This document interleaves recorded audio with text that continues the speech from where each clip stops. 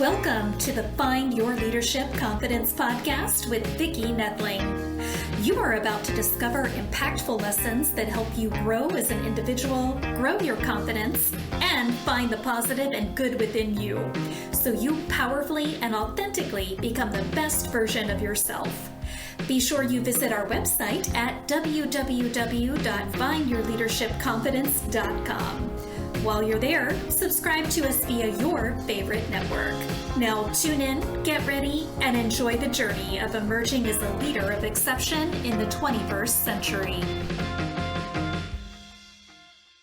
Welcome, everyone, to the Find Your Leadership Confidence podcast. I'm your host, Vicki Nedelec, and the goal of this podcast is to share topics and guests who will empower you to grow as a confident leader and take your business or your life to the next level.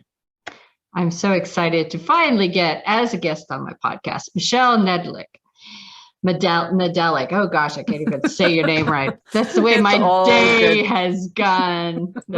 No matter how you say it, I know you're talking to me. I know. That's kind of the way my name is. All right, so let me tell you a little bit about Michelle. She is an international bestselling author. She is an expert in entrepreneurialism. It's going to be a rough one. I know. As soon as I saw that she threw that word in there, I thought, oh, goodness gracious. That's just evil. You can cut it short. You are so evil. All right, she's the founder of Awareness Strategies. She runs her own series of companies for over 22 years and over 15 years has been helping sales reps, entrepreneurs, and executives to continually double their profits and revenues. She not only has what it takes to help her clients build $1 million business, but she does it time and time again. Michelle particularly loves to talk about marketing. I particularly like to talk about marketing automation, system integration, and support both on and off stage. She teaches the key components of scaling a business, strategy, system, support, and state of mind. So you know how to continually elevate your 4 components to build a healthy, thriving business. For the past 6 years, she has been focusing on helping entrepreneurs bring their business online from conceptualization to done for you IT automation. So our title for this episode is going to be Making Business Success Easy. It starts with getting rid of that intro. Easy. So we're not going to throw in entrepreneurialism, conceptualism. Another $5 words. So this is why you need her for your IT, because IT has all those big words too. And she makes it EASY, easy for you. Please join me and welcome Michelle. Hey, Michelle. Thank you so much for having me. And as much of a pain as I've been already. Awesome. I give easy questions. So what part of the country do you come from? Well, not so easy. I come from Canada. So. Hey? Hey? Yeah, I'm in Calgary, Canada, North Montana. Oh, so sad. No, so good. So good, because I am going to be your way next week. Nice. Hey. Hey, yes. All right. Being serious. Well, maybe for a little bit. How do I find leadership confidence if I have no clue about IT? Oh, God. Oh, I feel for you emphatically. And I think it's one of those things where, ironically, it's kind of easy to admit that we don't know what we don't know. And so we should. It's like IT is, it really is, somebody says, what is IT? And you go, well, it's information technology. Well, what does that mean? And you ask 6 people in the industry and they give you 6 different answers. So like right off the bat, what we understand about IT is kind of a biased opinion at the best of times. And and navigating when it comes to structuring your business becomes a whole other gamut. And understanding there is the hardware of IT, what do you have for computers and monitors and servers and infrastructure kind of things. And then there's the software and what are you using? And then they need, is it internal? Is it external? Is it being stored somewhere else? Is it a SaaS system? Meaning software is a service that you're renting from somebody and your data is on their servers. All of a sudden you get into a whole ton of questions that everybody else is going, I so don't care. Like, really, in all honesty, that's what kind of happens. But you need it in order to be able to run your business. And you can have a super simplistic business whereby you have, there's only 10 potential clients for you in the city. They all know who you are. They come to you when they need you. And, you don't need a whole lot of IT per se, especially in your marketing or maybe in your business systems. But when it comes to the fulfillment, maybe then that's where all the tech comes into play, depending on what you do and how you fulfill on it. And even then, you really have to just have the wherewithal to find somebody that understands the problems in your world, what problems you're trying to solve, how it can get most easily solved. And you really want to have basically a CIO or a chief information officer that understands all the tech, but speaks English well enough to be able to translate to you, explain to you what it all means. I mean, it's kind of like you wouldn't do your own taxes, right? You go to a tax accountant because they understand the ins and outs of it. And hopefully you have a strategic tax accountant that can help you to actually strategize your business, understanding your profits and losses, your up seasons, your down seasons, understanding that business isn't linear, right? Sometimes you have a lot of money coming in, sometimes you don't have any money coming in. Sometimes you're going on a hope and prayer, and sometimes it's a windfall, and you're like, "Yay, this is awesome!"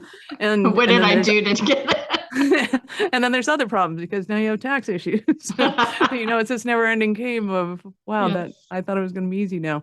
And the way it becomes easy is by allowing yourself to ask a lot of questions, admit that this is not my forte. You might know a lot about computers and tech and stuff like that, but just going like, this isn't my forte and I don't want it to be my forte, but I'm going to ask a ton of questions of somebody else that does understand this, and they get ecstatic by it. They're thrilled by it. You show them a spreadsheet and their eyes light up. That's the kind of person you want to have. Like that's my ultimate litmus test, is stick something in front of them that other people would go, oh God, really? And if they get all excited about it, that's your person. That's your person. And, I think that even the simplest business in the last 2 years learned how important, how vital IT is, because the world is no longer in your neighborhood. It doesn't have to be. I mean, it could be, but it doesn't have to be. And therefore, now you have challenges of being able to connect to this borderless audience that you have. And, how are you going to exchange your services, make payments and all those kind of things. And again, maybe you don't care. You just want it to happen. and maybe you don't have all the questions even. So having that IT person that does and can ask you, as you said earlier, in ways that you can understand. Exactly. And one of the benefits of the whole shutdown was that the high-end C-levels became approachable. Yeah. So they developed this thing called a fractional C-suite.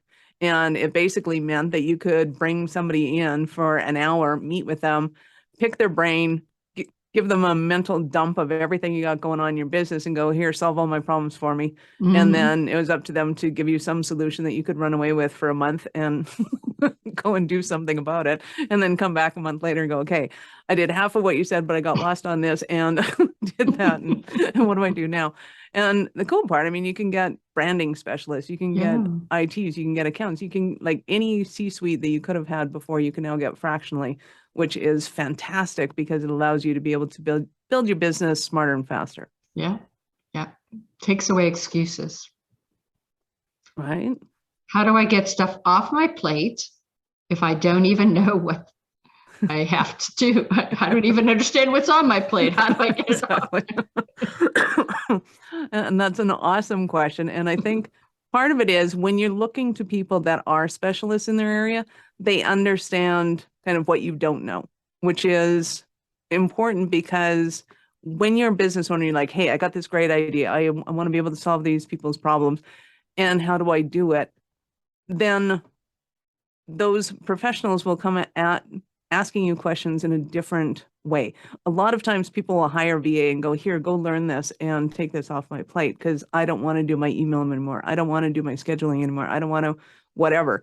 Whereas if you find a professional organizer and say, hey, can you take care of my email? Can you take care of my scheduling? They will do it in a totally different way that is much more effective, much more quicker, faster, easier, and in the end gets you what you need to be able to build your business and gets rid of all the stuff that's just busy work. The same thing happens with the accountants, with the tech people, with anything, because you say, hey, I want to have an event and I want to have 100 people there. We start asking you different questions. Great. What are the benefits of going? What are the dates? What are the, as opposed to, well, do we need chairs? It's a completely different set of tasks and questions that you're going to get because they've done so many of them that they understand where you're coming from. And I think that's important. There, in these last couple years, a lot of people have come out as people that will have support for you, be solution. And if they don't ask you those questions, again, if they don't ask you any questions, if they just say, I got this, I would run. I would run. Run far. Yes. Yeah. And before you do that, you do want to ask a ton of questions. You want to ask the questions that you do understand and say, in your perspective, what do I need to know in order to be able to do this event? And they'll give you a ton of information because they want you to have that information. Whereas somebody that doesn't know isn't going to be in a position to ask you that because they really don't know what you're going to need. And it's important, in my opinion, to ask more questions before you start spending money so that you can get the answers that you're looking for. So do you send out a questionnaire that could help them prepare for that first conversation with you or someone on your team? Or what would the top 5 questions to get people thinking along the lines, to get their juices going, if you will? Yeah. So normally our prospects will be going and doing our surveys or our interviews first. So on our homepage, there's a whole ton of them. So if somebody has issues with their tech stack or their branding or their marketing or just business essentials in general, you can go and specifically take a little quiz on that and figure out kind of where you're at and what, if anything, might be missing. And then at the end, they book a discovery call with me.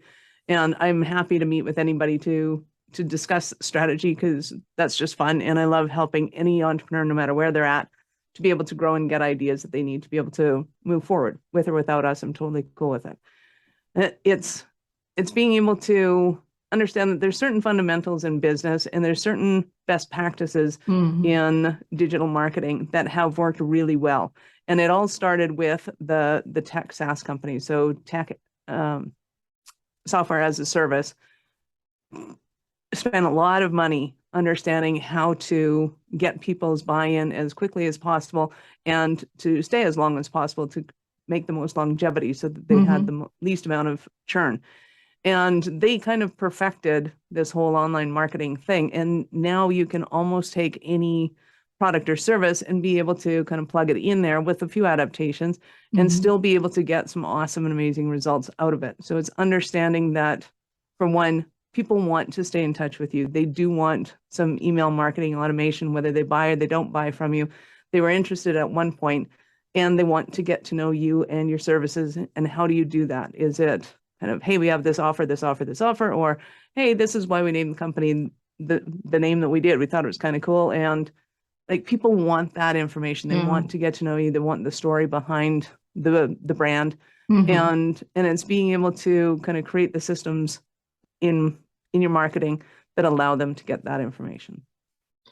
And once you give them that first strategy, what do you do to keep them informed, on track, advised, if you will?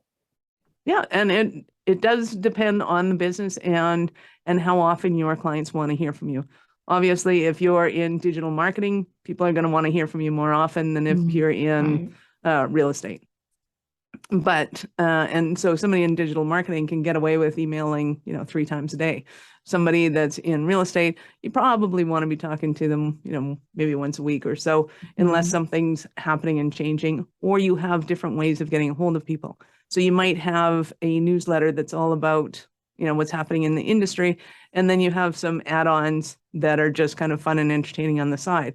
And when you allow people to kind of opt out of those as they see fit, then it allows them to stay in the veins that they want to maintain their contact with you, and then get out of whatever else might be going on.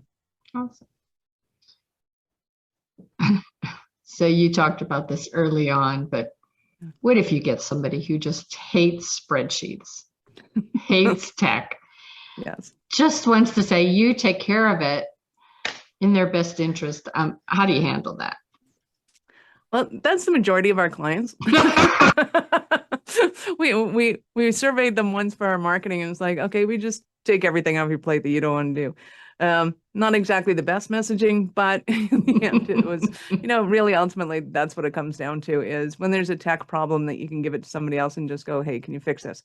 And we may ask a couple of questions like, what page is this from? Where'd you get this? What are you talking about? But as soon as we find out kind of the ins and outs of what we need, we can, we run with it, and we just take care of their issues for them. So anything, for some clients, it's everything about their website and their CRM, their opt-ins, whatever it might be. And for other clients, it's just specifically with the CRM, and we're just taking care of one aspect of it, and it might be commission structures or whatever the case is. But it's being able to have a group of people there that specialize in all of those areas, so that if your website goes down, we have somebody that can talk tech to your hosting site, and you're not stuck on, support for 4 hours going, I don't even know what you just said. There's nothing worse than that. Well, I don't know what button to push. I'm so sorry. Right. And even we've been on, it's kind of funny because even we've been on tech support calls, and they're like, okay, on the right-hand side, there's a button. I'm like, dude, I run a tech company. I know where the button should be. There's no button on my thing. Would you like me to send you a screenshot? What's your cell number? I'll send you a screenshot. Like, it's just, we have conversations from a different level. Yeah, for sure. Yeah. And we empathize with people for sure. And that's important because, people already have that sort of complex about the fact that they don't know what they don't know. And you definitely don't want them to feel any worse about the fact that they don't know what they don't know. It's all good, and it's changing almost hourly. And like, it is crazy how fast things are changing, and how much faster they're just going to be changing. That's just the nature of the beast. And it's important as well to be able to keep your eye on the prize, which is, why did you get into business in the first place? What is your goal? What's your dream? What do you really want to accomplish? Right. And all of these peripheral things, somebody else loves doing them. Go find somebody who loves doing them and let them take care of that. Right. Somebody was in some other thing was saying, how much is your hour worth? And is that job worth that amount of money to pay? And if not, then hire someone else to do it for you, for sure. And consider not only your wage, but your stress levels, right? Because when your stress levels go up, your creativity goes down. Yeah. Your ability to be able to problem solve and to think into the future goes down. And your job as the leader is to be the visionary, is to see the future, is to be able to problem solve the quote unquote little things. So if somebody can take, an immense amount of stress off your shoulders, and it's just done, and you're like, yes, good, then you have now the wherewithal to be able to go and solve the problems and do the things you need to do. For sure. All right. What would you wish that your 20-year-old self would have been advised? Oh, my 20-year-old, she was so naive, so crazy, thought she knew everything. The biggest thing I would have told her was to seek the advice of others, because she was the kind of person that thought she knew everything. and like to be in control. She still hasn't lost that part of her, unfortunately, but being able to get more advice. I remember once when I was walking down the street and this one guy walking past, he goes, "Oh man, if I was 40 again, the things I would have done differently. And if I wasn't going to a meeting to get hired for a job, I would have spun around and went, what would you do?" Like, that was the biggest regret I ever had, was not asking him, what would you have done? I want to know. Oh, we could have a whole conversation on that. All right. Right. So we're going to go into the rapid fire questions now. I'll give you 5 different questions and just whatever comes to the top of your mind. I'm warning you. How do you know how to sell? How do you know how to sell? Well, how do you know how to sell? I mean, you got a business here. You've got a. How do you know how to sell what you got? Well, one, I was a sales trainer for a few years, so that helped immensely. And one of the reasons I knew I could sell was because I knew that as a salesperson, I could earn commission sales, and I was like, this is fantastic. So I actually started selling recipe books, like 20-pound recipe books on the corner of downtown Ottawa. It was brutal. Don't ever do that. And sales are so much easier now. It's like, hey, what's your problem? What do you need solved? Great. Let's go solve your problems. Yeah, because 20-pound recipe books probably won't go so good now. I could go on my Google gets that. Top 3 tips to get a business off the ground besides hiring you.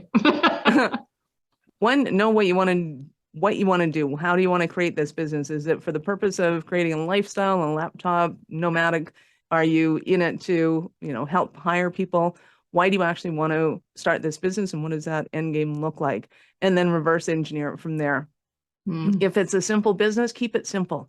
There's nothing wrong with that. And just be honest with, are you having fun in this business? And your idea of fun could be totally different than the person next to you's vision of fun. And that's okay. As long as you're having fun doing that business, hire out everything else that's not fun and just make it happen. You can make it happen super quickly. Awesome. Speak to me about the importance of having a system in place. One, whether you know it or not, you have a system in place. It may suck, but you have a system in place. 2, let's find a system that works as quickly as possible, because the sooner you can find a system that works repeatedly and gets you repeated customers, it may seem a little boring at first, but profit is fun. Trust me, the more profit you can create, the faster, then you can start to expand and move into other areas and entertain yourself as a business owner. But focus on getting that system for a high profitability selling down pat as quickly as possible so that you can have even more fun. Yeah, for sure. What would an ideal client be for your company? Excellent. We love entrepreneurs, serial entrepreneurs that are in the habit of starting 7- and 8-figure companies, and they just want the tech done. They know that that's not their game. They know it needs to be done. It's like, here, just do it. Get it off my plate. Awesome. All right. This is a back to the easy questions, or maybe not so easy. Beach or mountain vacation? Beach. Why? And why? Why? I happen to have a gorgeous view of the mountains outside my window now as I transition from a very dark little office to, I want to see the mountains. So now I get to see the mountains every day. So now I'm dreaming of beaches. I'm beaches all the way too. All right. It is time now for me to share my screen. So if you are listening in, please go grab a paper and pencil so you can get the contact information for Michelle. For all of you that don't want to do the IT, she will do it for you. Okay. So to get to Michelle, you're going to go to her website, which is awareness.strategies.com, awarenessstrategies.com. Again, with a capital A and a capital S, awareness. We just do that to make it easier. Strategies.com. She is on Facebook. She is on LinkedIn. She is on Twitter, Instagram, YouTube, and Pinterest. She is everywhere. And TikTok. And TikTok. Oh, we could see her dance. This is going to be good. We're just going to have to go out to TikTok and check that out. So Michelle Nedelec, oh my good gosh, is Either way. with a 1 in, just search for Michelle, Nedelec. You will find her. I'm the only one that speaks English, so you'll be fine. If you find somebody that speaks French, it's not me. Oh, there's a skill you could learn. All right. She has a free gift, and it's a big, long paragraph there. So I'm going to let her talk to you all about it. Nice. When you go to awarenessstrategies.com, there'll be a link there to the website audit, or it's /website-audit. And we'll give you a free report on your website and how it's making Google happy or not. So you get green lights, yellow lights, and red lights. Green lights means that Google's giving you traffic, which is awesome. Yellow means that it's slowing down your traffic and you may not even know it because people aren't spending enough time there, or they're not getting the information they think they're going to get when they click on it. And red lights, meaning Google is stopping your traffic altogether. So you want to make sure that you take care of those right away so that people are going to your website, whether you're there or not. Awesome. Well, this has been too much fun. If I had fun. if you have no hankering for doing any IT work, listen to this girl from Roswell, Georgia, telling you need to go see Michelle. She will help you. I don't care if she's in Canada or where she is. She will help you find the solutions to any aspect of your business that needs to be improved. And it's been just a ton of fun. Awesome. Thank you for having me. I did have fun. So we will definitely talk again, maybe concentrate on certain aspects of the package that you have, maybe talking a little bit more about branding or just the strategy, that the piece that you talked about of coming with an idea of what your business is. What are you passionate about is, like, I think, so key to discuss and talk about, because that really can inform what is your website going to look like? What is your branding going to be? How are you going to be out there in social media? So, where are you going to spend your time, your effort, your money? Absolutely. Yeah, right. And what's that book going to look like? So awesome. As always, I am here to remind you that life is a journey and it is up to you to enjoy the ride, just like we did today. This is Vicki Netling signing off. Thank you for tuning into the Find Your Leadership Confidence podcast with Vicki Netling, where we share impactful lessons that help you grow as an individual, grow your confidence, and find the positive and good within you so you powerfully and authentically become the best version of yourself. Remember to visit our website at www.findyourleadershipconfidence.com and enjoy even more great episodes like this one. Again, while you're here, subscribe to us via your favorite network. We look forward to seeing you next time on the Find Your Leadership Confidence podcast.